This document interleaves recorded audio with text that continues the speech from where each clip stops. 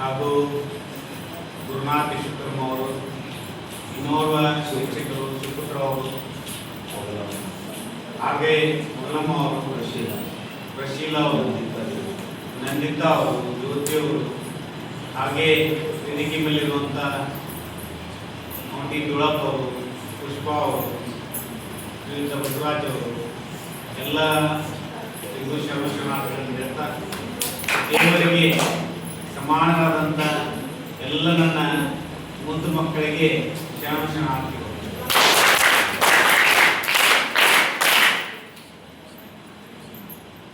ಉಡುಪಿ ಗುಂಡೇರಾಸವರು ಬಹಳಷ್ಟು ಮಾತುಗಳನ್ನು ಹೇಳಿದ್ದಾರೆ. 2005ರಲ್ಲಿ ನಾನು ಬಂದೆ. ಬರೋದಕ್ಕಿಂತ ಮುಂಚೆ 2003ರಲ್ಲಿ ಒಂದು 2 ನಿಮಿಷ 3 ನಿಮಿಷ ಪ್ರವಚನ ಮಾಡ್ತಿದ್ದೆ ಗುಡಿಯಲ್ಲಿ. ಅವ್ರು ಬಂದು ಒಂದು ದಿನ ಸಂದರ್ಶನ ಮಾಡಿದ್ರು. ಏನ್ರಿ ಪ್ರವಚನ ಮಾಡೋ ಉದ್ದೇಶ ಏನು? ನಾನಂದೆ ಭಾಳ ಸಣ್ಣವಾದ್ರೆ ನಾ ಏನೂ ಹೇಳೋಕ್ಕಾಗಲ್ಲ ಅಂದರೂ ಕೂಡ ಅವರು ಸಂದರ್ಶನ ಮಾಡೋರು.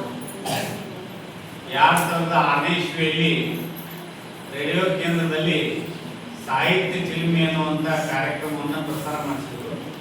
ನಾನು ಇನ್ನೂ ಭಾಳ ಏನೋ ಹೊಸಬ ಈಗಾಗಲಿ. ನಿಮ್ಮ ಹಾಗೆ ಒಂದು ರೀತಿಯ ನೀವು ಸ್ವಲ್ಪ ವಯಸ್ಸನ್ನೋದು, ನಾನು ಸ್ವಲ್ಪ ದೊಡ್ಡ 23 ವಯಸ್ಸು. ಅವರು ಏನಪ್ಪ ಅಂತಂದ್ರೆ ರೆಕಾರ್ಡಿಂಗ್ ಮಾಡಿಸಿ ರೇಡಿಯೋ ಕೇಂದ್ರದಲ್ಲಿ ಪ್ರಸಾರ ಮಾಡಿಸಿದ್ರು. ನಾನು ಸರಿ ಕೇಳಿ, ಏನ್ರಿ ಪ್ರಸಾರ ಮಾಡಿಸಿರಲ್ಲ? ಇಲ್ಲ, ನಮ್ಮ ಭಾಗದಾಗ ಯಾರಿಲ್ಲ, ನೀವು ಮಾತಾಡ್ತೀರಿ, ಅದಕ್ಕೆ ಅದು ರೇಡಿಯೋ ಕೇಂದ್ರ ಪ್ರಸಾರ ಆಗಲಿ, ಕಲ್ಯಾಣ ಕರ್ನಾಟಕ ತುಂಬ ಹೋಗಲಿಲ್ಲ ಅಂತಂದು ಅಂದರು. ಅವಾಗ ಕನ್ನಡ ಸಾಹಿತ್ಯ ಪರಿಷತ್ತಿನ ಕಾರ್ಯದರ್ಶಿ ಇದ್ದರು. ಆತಾಗ 2 ವರ್ಷ ಆದ ತಕ್ಷಣ ತಾಲೂಕಾ ಕನ್ನಡ ಸಾಹಿತ್ಯ ಪರಿಷತ್ತಿನ ಅಧ್ಯಕ್ಷರಾದ. ಅದಾದ ಮೇಲೆ 1 ವರ್ಷ ಮಾಡಿ 3 ವರ್ಷ ಒಂದು ಅವಧಿ ಮಾಡಿ ಮತ್ತೆ ತಾಲೂಕಾ ಸಮ್ಮೇಳನದ ಸರ್ವಾಧ್ಯಕ್ಷರಾದ.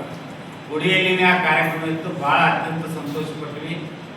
ಈಗ ಇಲ್ಲಿ ಬಂದರು. ಅವಾಗ ಎಲ್ಲಿದ್ರು ಅಂದರೆ ಮಳಕೇಡದ ಕೋಳಿವಾಡದಲ್ಲಿರುವಂಥ ಒಂದು ಸ್ಕೂಲ್ನಲ್ಲಿ ಮುಖ್ಯ ಗುರುಗಳಾಗಿದ್ದರು. ಇವತ್ತೇನು ಕವಿರಾಜ ಮಾರ್ಗ ಅಂತ ಈ ಸಭಾಂಗಣಕ್ಕೆ ಹೆಸರಿಟ್ಟಾರ, ಅಲ್ಲಿ ಕರ್ಕೊಂಡು ಹೋಗಿ ಕವಿರಾಜ ಮಾರ್ಗ ಪ್ರಶಸ್ತಿಯನ್ನು ಮೊದಲಿಗೆ ಸೇನಂ ಭಾಗದಲ್ಲಿ ಮೊದಲಿಗೆ ನಮ್ಮನ್ನು ಗುರುತಿಸಿ ಪ್ರಶಸ್ತಿಯನ್ನು ಕೊಟ್ಟಂಥವ್ರು ಮುಡಿವಿ ಗುಂಡೇರಾಸ್ ಅವರು.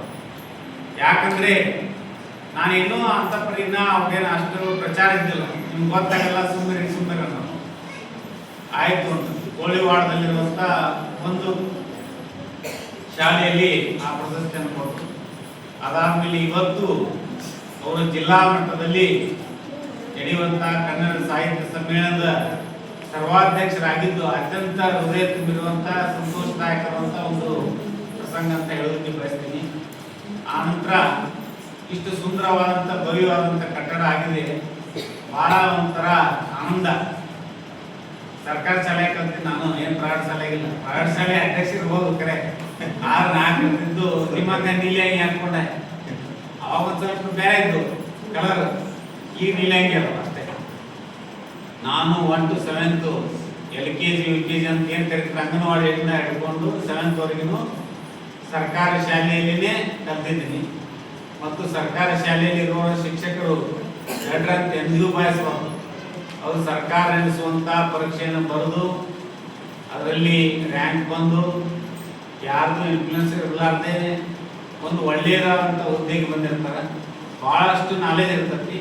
ಭಾಳ ಪ್ರೀತಿಯಿಂದ ಗುರುಗಳನ್ನ ಕಾಣಬೇಕು, ನೋಡಬೇಕು. ಆದರೆ ನಾವು ಕಲಿಯುವಾಗ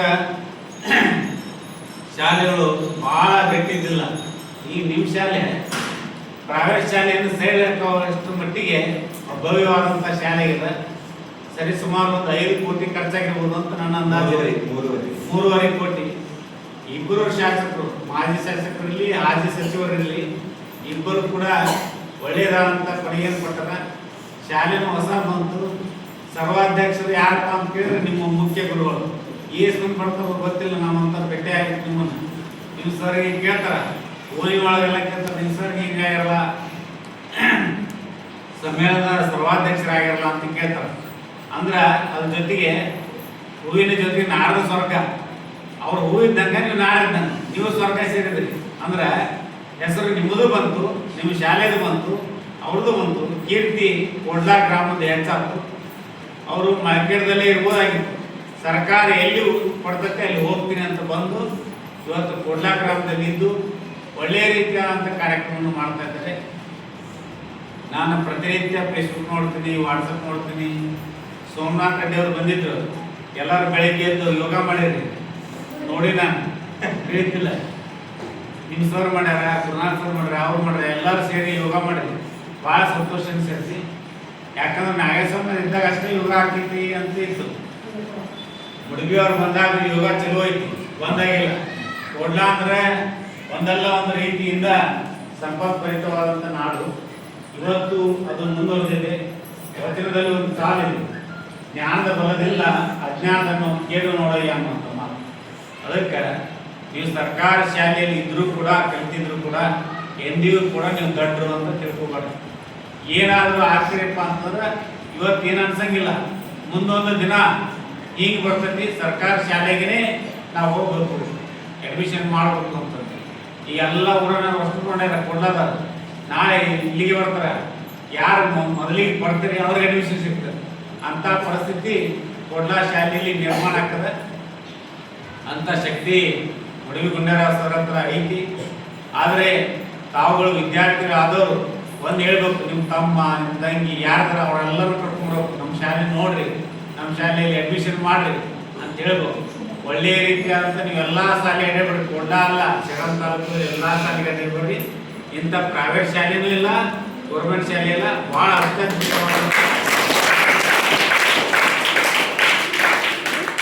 ಮತ್ತೆ ಫಿಲ್ಟರ್ ನೀರು, ಒಳ್ಳೆಯದಾದಂಥ ಊಟ, ಪರಿಶುದ್ಧವಾದಂಥ ಗಾಳಿ ಎಲ್ಲವನ್ನು ಕೂಡ ಮಾಡಿದ್ದಾರೆ. ಮುಡುಬಿ ಸರ್ ಅವರ ಹತ್ರ ಒಳ್ಳೆಯ ರೀತಿಯಾದಂಥ ನಾಲೆಜ್ ಇದೆ. ಸರಿಸುಮಾರು ಒಂದು 100 ಗುಡಿಯನ್ನು ಸುತ್ತುವರೆದು ಆ ಗುಡಿಯ ಇತಿಹಾಸವನ್ನು ಇಡೀ ಕರ್ನಾಟಕ ರಾಜ್ಯದ ಆಚೆಯೂ ಕೂಡ ತಿಳಿಸುವಂಥ ಕೆಲಸವನ್ನು ಮಾಡಿದ್ದಾರೆ. ಅವರ ಕಾರ್ಯ ಬಹಳಷ್ಟು ದೊಡ್ಡದಿದೆ. ಶನಿವಾರ ಬಂದ್ರೆ ಸಾಕು, ಅದೇ ಗಾಡಿ ಇರ್ತತ್ತು ನಿಲ್ಲು ತಗೊಂಡು ಯಾವ್ದಾರ ಗುಡಿಗೆ ಹೋಗ್ತಾರೆ, ಪ್ರಚಾರ ಮಾಡ್ತಾರೆ, ಗುಡಿಯಲ್ಲಿರುವಂಥ ಇತಿಹಾಸವನ್ನು ತಿಳಿಸ್ತಾರೆ. ನಮ್ಮ ನಾಡಿನ ಇತಿಹಾಸವನ್ನು, ಕಲ್ಯಾಣ ಕರ್ನಾಟಕದ ನಾಡಿನ ಇತಿಹಾಸವನ್ನು ತಿಳಿಸುವಂಥ ಕೆಲಸವನ್ನು ಮಾಡ್ತಾ ಇದ್ದಾರೆ. ನಮ್ಮ ಸಂಸ್ಥೆಯ ಹಿರಿಯ ಉಪನ್ಯಾಸಕರು ಮತ್ತು ಈಗೇನ ಕನ್ನಡ ಸಾಹಿತ್ಯ ಪರಿಷತ್ತಿನ ಜಿಲ್ಲಾ ಅಧ್ಯಕ್ಷರಾದ ವಿಜಯಕುಮಾರ್ ತೇಲ್ಕಿಸಿಯವರು ಅವರು ಕೂಡ ಸೇಡಮದ ಅಳಿಯ ಇದ್ದಾರೆ. ಒಳ್ಳೆಯ ರೀತಿಯಾದಂಥ ಕೆಲಸವನ್ನು ಮಾಡ್ತಾ ಇದ್ದಾರೆ. ಅವರ ಹಿರಿಮೆ ಗರಿಮೆ ಇನ್ನಷ್ಟು ಬೆಳೆಯಲಿ. ಅದರ ಜೊತೆಗೆ ಜಿಲ್ಲಾ ಕಷ್ಟ ಮೀಸಲಾಗಬಾರ್ದು ಸರ್, ರಾಜ್ಯದಾದ್ಯಂತ ಉತ್ತರವಾಗಿ ಬೆಳಿಬೇಕು ಅನ್ನುವಂಥ ಹೆಬ್ಬಯಕೆಯೊಂದಿಗೆ ಶುಭವನ್ನು ಕೋರ್ತಾ ಇವತ್ತು ನಿಮ್ಮೆಲ್ಲರನ್ನ ನೋಡಿದ್ದೇನೆ. ಯಾವ ಶಾಲೆಗೆ ಹೋಗಿಲ್ಲ, 1.5 ವರ್ಷ ಯಾವ ಶಾಲೆಗೆ ಬಂದಿಲ್ಲ.